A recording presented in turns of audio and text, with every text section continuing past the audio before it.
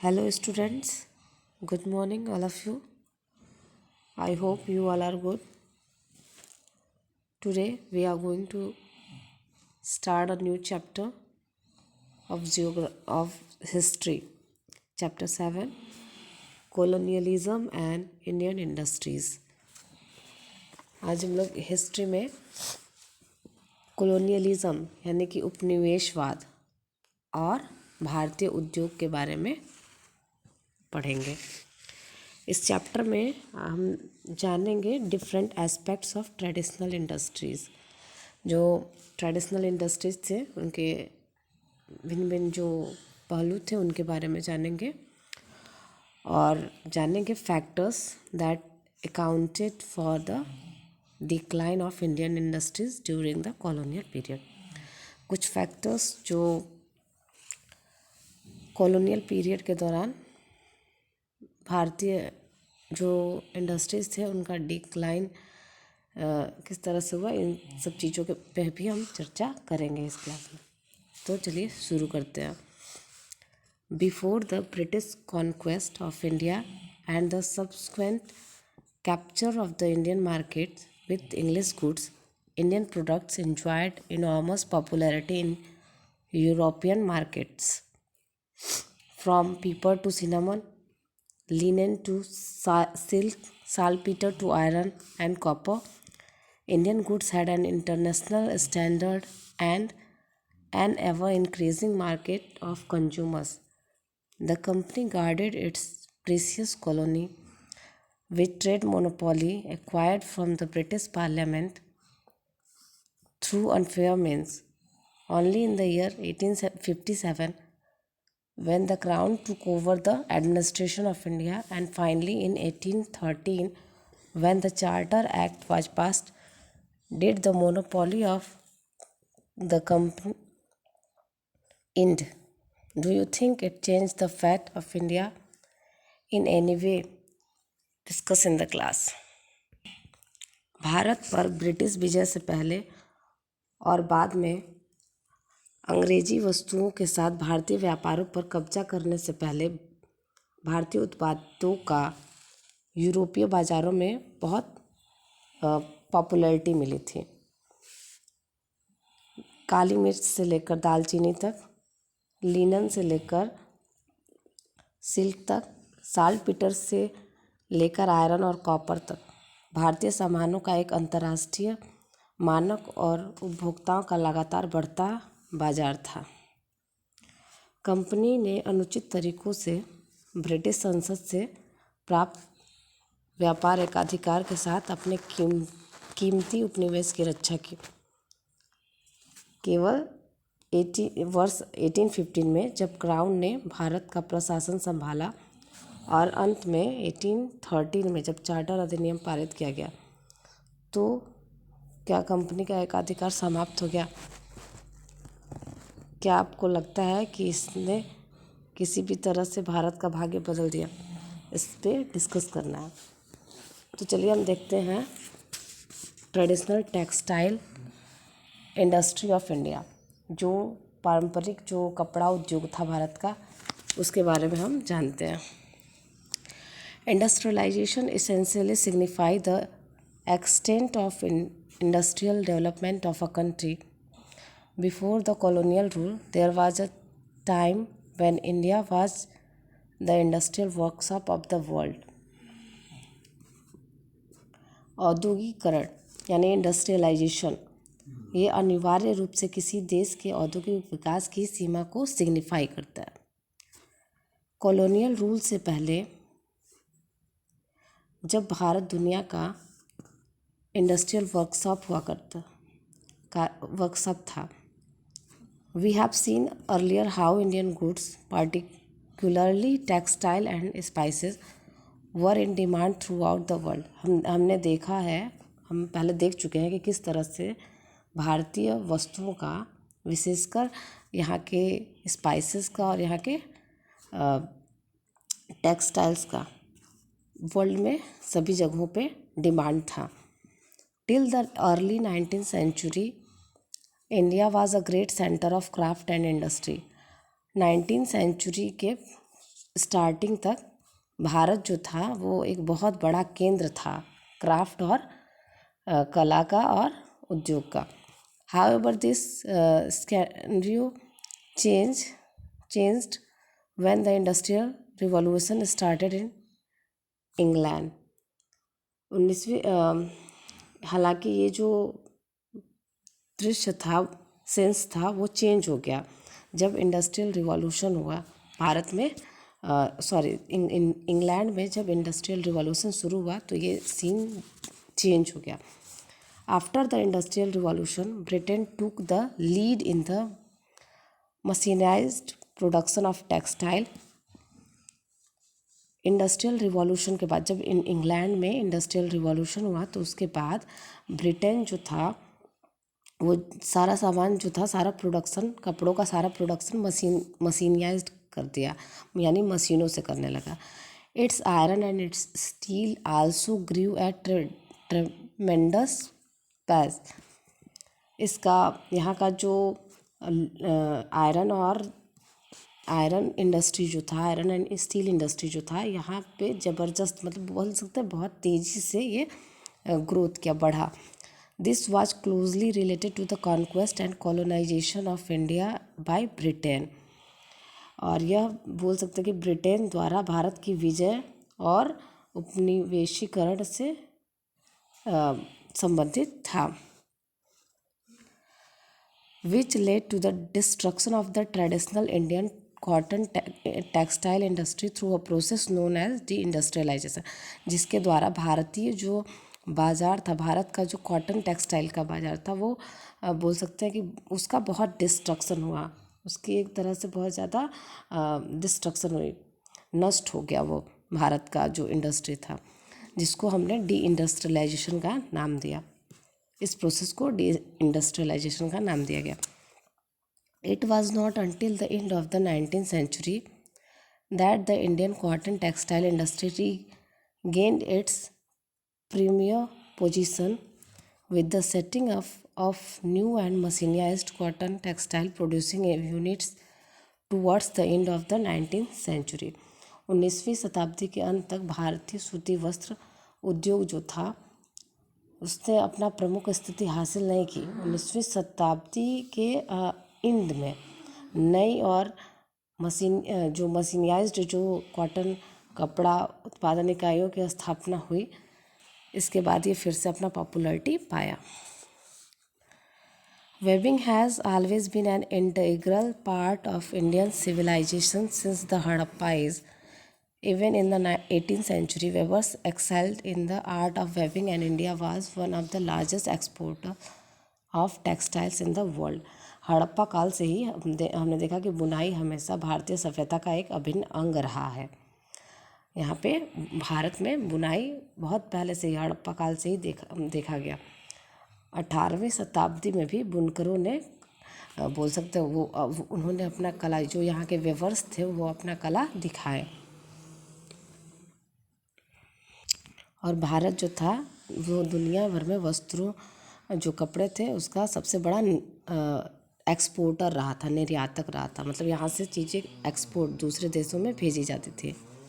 Indian textile had long been renowned for their quality and exquisite craftsmanship. यहाँ पे हम बोल सकते हैं कि भारत जो था वो लंबे समय से यहाँ के क्वालिटी, यहाँ के जो क्वालिटी थी, यहाँ सामान की जो क्वालिटी थी या यहाँ का जो क्राफ्टमैनशिप था, इसके लिए फेमस था। The merchants made enormous profit by trading in textile. यहाँ के जो व्यापारी थे वो बहुत ज़्यादा प्रॉफिट कमाते थे इन कपड़ों को बेच के। Towns such as Surat, Calicut, Masulipatnam and Visakhapatnam emerged as prominent trading centre. कुछ जो टाउन्स थे, सूरत हो गया, कालीकट, मसूलीपट्टनम, विशाखापट्टनम, ये सब बहुत ज़्यादा प्रोमिनेंट पाए थे, एक मतलब ट्रेडिंग सेंटर के रूप में ये फेमस हुए थे। जबकि दक्का, ब्रॉच, मदुराई, ईटीसी, ये सब जो थे ये डेवलप्ड थे स्पेशलाइज्ड प्रोडक्शन के लिए। यहाँ पे स्पेशल तरीके का प्रोडक्शन सेंटर था, यहाँ पे अच्छे क्वालिटी का टेक्सटाइल, फाइन टेक्सटाइल यहाँ पे बनते थे। Some of the varieties of cotton textile in great demand in Europe were मसलन, बंधनी, कालिको एंड छिंटस। कुछ जो वैरायटीज़ थे कॉटन टेक्सटाइल के, उसका बहुत ज़्यादा डिमांड था यूरोप में। जैसे मसलन का कपड़ा हो गया, बंधनी हो गया, कैलिको हो गया और छिंटस, ये सब जो कपड़े थे इनका बहुत ज़्यादा डिमांड था यूरोप में। Kinds of Indian cotton textile. अब हम पढ़ते हैं इंडियन कॉटन टेक्सटाइल के बारे में। भारत के जो कॉटन टेक्सटाइल थे वो किस किस तरह के थे उसके बारे में पढ़ते हैं। सबसे पहले मसलन was a finely woven cotton textile cloth made in India, particularly Bengal। मसलन एक तरह का बहुत ही बोल सकते हैं बढ़िया कपड़ा था, कॉटन टेक्सटाइल था जो भारत में बनाया जाता था, और ये मुख्य रूप से बोल सकते बंगाल में बनाया जाता था। इट वॉज सो फाइन, ये बहुत ही अच्छा था। That a sari could be drawn through a medium size ring. मतलब इतना ज़्यादा अच्छा था, इतना ज़्यादा फाइन था कि ये एक अंगूठी के माध्यम से साड़ी खींची जा सकती थी। मतलब एक अंगूठी में अगर उस साड़ी को डाल के हम खींच दें तो वो उस रिंग के थ्रू हम उसको खींच सकते थे। Muslin was named after Mosul, a place in present day Iraq, from where it was exported to Europe. मसलन अगर हम बोले मलमल जो था, मलमल का नाम मोसुल के नाम पर रखा गया था, जो अभी इराक में एक जगह है जहाँ से इसे यूरोप में निर्यात किया जाता था, यूरोप में यहाँ से भेजा जाता था मोसुल जगह से। मसलन was in great demand in Europe. और इस कपड़े का, ये जो मसलन यानी मलमल का जो कपड़ा था, इसका यूरोप में बहुत ज़्यादा डिमांड था। सेकंड जो कपड़ा है वो है bandhani. Bandhani was a brightly coloured cotton cloth which got its name from bandhan, meaning tying up. Bandhani एक चमकीले रंग का सूती कपड़ा था जिसका नाम बंधन यानी कि मतलब बांधना, बांधना उससे पड़ा था। This cloth was produce through a method of tie and dye. ये जो कपड़ा था ये एक तरह के मतलब एक तरीके से उत्पादन किया जाता था, एक तरीका था टाई एंड डाई का। टाई एंड डाई एक तरीका था, उसके द्वारा इसको बनाया जाता था। It was mostly produced in Rajasthan and Gujarat. और ये ज़्यादातर राजस्थान, इसका उत्पादन राजस्थान और गुजरात में इस तरह के कपड़े का उत्पादन होता था। Tie and dye, bandhani. After their arrival in India the Portuguese took back with them cotton cloth along with spices. This type of cotton cloth was called calico, named after the town of Calicut on the Kerala coast. Bharat में आने के बाद पुर्तगाली जो थे वो अपने साथ मसालों के साथ सूती कपड़ा वापस ले गए। इस प्रकार से सूती कपड़े को कैलिको कहा जाता था, जिसका नाम केरल के सिलिकट शहर के नाम पर रखा गया था। वेयर दे रीच्ड फॉर, जहाँ से ये पहले पहुँचे थे, जहाँ पे जो पोर्टुगीज थे वो पहले आए थे, वहीं से इसका नाम पड़ा। Another famous Indian cotton textile specially used in drapery was chintz. और जो एक दूसरा विशेष सूती जो विशेष प्रकार का कपड़ा था वो है chintz. Its name is derived from the Hindi word chhint. इसका जो नाम है वो हिंदी वर्ड छींट से बना है। This was a cloth with A small colourful flowery design. ये एक तरह का कपड़ा है जिस पे छोटे छोटे फूल का डिज़ाइन बना होता है। For its floral design it was in great demand in England and Europe. इस पे जो फूल के डिज़ाइन बने होते थे जिसके वजह से इसको छींट बोला जाता था, और इसी के वजह से इसका बहुत ज़्यादा डिमांड था इंग्लैंड और यूरोप में इस तरह के कपड़े का। It had fine texture and was relatively chief. इसकी बनावट ठीक थी और इसका बहुत ज़्यादा डिमांड था इंग्लैंड और यूरोप में। इट हैड फाइन टेक्सचर, और ये बोल सकता है सस्ता था। Rich people had Indian chintz on their wall and on their table. जो अमीर लोगों की दीवार और मेज़ों पर भारतीय छिंटस होता था। जो अमीर लोग होते थे या जो इंडियन लोग मतलब अमीर लोग जो होते थे उनके दीवारों पे और मेज़ों पे भारतीय छिंटस देखने को मिलता था। आगे है industrial revolution and textile production in England.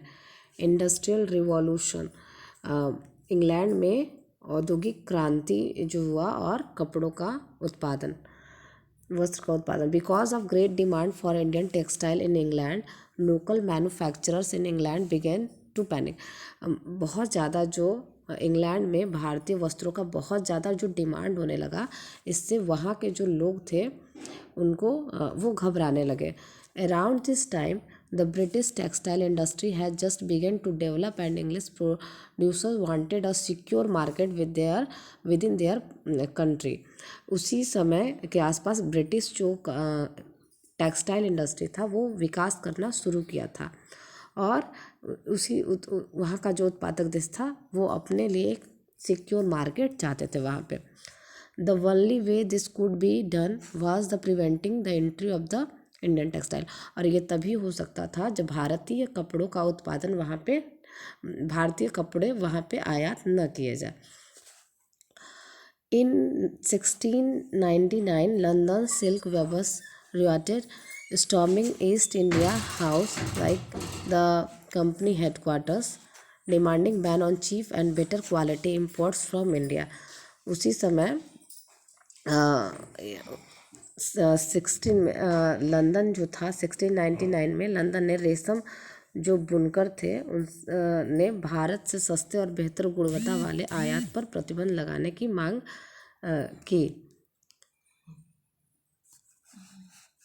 Soon the British Parliament prohibited the import of all dyed and printed cloth from the East. बहुत जल्दी जो ब्रिटिश पार्लियामेंट था उसने प्रोहिबिट कर दिया, मतलब रोक लगा दिया, जितने भी डाई और प्रिंटेड क्लॉथ थे इससे जो आ रहे थे उस पर रोक लगा दिया। Competition with Indian textile also encouraged the invention of new machines such as the steam engine, the spinning jenny, water frame, cotton gin, power loom etc. इस तरह से कंपटीशन होने लगा भारतीय कपड़ों के साथ। तो इस तरह से नए नए बोल सकते हैं कि नए नए इन्वेंशन हुए, नए नए मशीन का इन्वेंशन हुआ, जैसे steam engine, spinning jenny, water frame, cotton gene, power loom, इस तरह के मशीनों का इन्वेंशन हुआ। This would make the textile industry more efficient. इस तरह से जो कपड़ा उत्पादन था वो बहुत ज़्यादा एफिशिएंट हो गया, बहुत ज़्यादा कुछ बोल सकते हैं अच्छा हो गया। With a view to crossing this new machine and improve production through mechanisation. ज़्यादातर अब जो था वो प्रोडक्शन जो था वो मशीन से होने लगा। A new technique of production called the factory system. तो एक तरह बोल सकते हैं कि नया टेक्निक आया, उत्पादन करने का एक नया टेक्निक आया जिसको फैक्ट्री सिस्टम के नाम से जाना गया। By this system, textile were no longer produced on a small scale in the homes of part workers. अब इस सिस्टम के द्वारा जो कपड़े जो घर में पहले बनाए जाते थे वो अब घर तक ही सीमित नहीं रह गए। Instead full time workers worked in a building, बल्कि उसके जगह पे अब वर्कर्स जो थे वो पूरे समय काम करने लगे एक बिल्डिंग में, जिसको फैक्ट्री के नाम से जाना गया। जो आउंड होता था, जिसका मालिक होता था एक कैपिटलिस्ट, यानी कि the person who invest the capital, मतलब एक ऐसा पर्सन जो कैपिटल इन्वेस्ट करता था फैक्ट्री को बनाने में। कैपिटलिस्ट पेड वेजेस, कैपिटलिस्ट क्या करता था वो पेड करता था वेज, मतलब वेतन देता था वर्कर्स को। प्रोडक्शन बिकेम मशीनियाइज्ड, प्रोडक्शन मतलब उत्पादन जो था अब मशीनों से होने लगा। And carried with out with the help of machine, और ज़्यादातर जो काम था वो मशीनों से होने लगा और मशीन जो था वो चलता था स्टीम पावर से। एज अ रिजल्ट, इसका रिजल्ट ये निकला प्रोडक्शन मल्टीप्लाइड मेनी टाइम्स, मतलब प्रोडक्शन जो था मशीनों से जब प्रोडक्शन होने लगा तो वो कई गुना, उत्पादन जो था वो कई गुना बढ़ गया।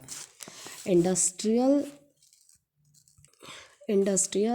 and technological changes starting in the late 18th century resulted in cheap and efficient mass production of different goods. It came to be known as industrial revolution. 18वीं शताब्दी में यानी कि 18th सेंचुरी के अंत में शुरू हुए औद्योगिक और तकनीकी परिवर्तनों के परिणाम स्वरूप विभिन्न वस्तुओं का सस्ते और कुशल बड़े पैमाने पर उत्पादन हुआ। इससे इंडस्ट्रियल रिवॉल्यूशन के नाम से जाना गया। Two important invention were spinning jenny and spinning frame, दो इम्पॉर्टेंट जो आविष्कार हुए वो था स्पिनिंग जेनी और स्पिनिंग फ्रेम। ये चेंज कर दिया, बोल सकते हैं कि ये जो इंग्लिश टेक्सटाइल इंडस्ट्री था उस दौरान उसका पूरा दृश्य बदल दिया। These accelerated the spinning process and reduce labour. इससे क्या हुआ, जब सामान मशीनों से बनाया जाने लगा तो इसमें लेबर कम लगने लगे। Bye turning a wheel a worker could produce a number of spindles and spin several threads at the same time. अब क्या था, अब कताई प्रक्रिया जो होती थी उससे बहुत तेज़ी से काम होने लगा स्पिंडल्स और स्पिन के द्वारा, और बहुत सारे थ्रेड जो धागे थे वो उतने ही समय में बहुत ज़्यादा थ्रेड काट लिए जाते थे। The spinning frame was invented by Richard Arkwright in 1768। जो स्पिनिंग फ्रेम था उसका आविष्कार रिचर्ड आर्कराइट ने किया था 1768 में। That revolutionised cotton textile weaving, cloth could now be woven cheaply and in large quantity. अब क्या था, जो कॉटन टेक्सटाइल वेबिंग का जो काम था, यानी कि सूती कपड़े जो बुनने का काम था, वो बहुत तेज़ी से होने लगा और बहुत सस्ता होने लगा। Despite this, Indian textile continue to dominate world trade till the end of this century. इसके बावजूद इसी सदी के अंत तक भारतीय जो वस्त्र थे विश्व व्यापार पर हावी हो गए। European trading companies made enormous profit out of this flourishing trade with India. जो भारत के साथ इस फलते फूलते व्यापार से यूरोपीय व्यापारी कंपनी ने भारी मुनाफा कमाया। However the value of exports from India far exceeded the value of imports into India, thus the balance of trade was in favour of India. इस तरह से फिर से बोल सकते हैं कि जो वैल्यू था एक्सपोर्ट का इंडिया से, ये जो भारत में आयात का जो था और जो निर्यात का जो हुआ वो फिर से बैलेंस में आ गया और वो भारत के फेवर में हुआ। तो इस तरह से हमने यहाँ पे इंडियन इंडस्ट्रियल रिवॉल्यूशन के बारे में जाना। आज का क्लास यहीं पे एंड होता है। Thank you.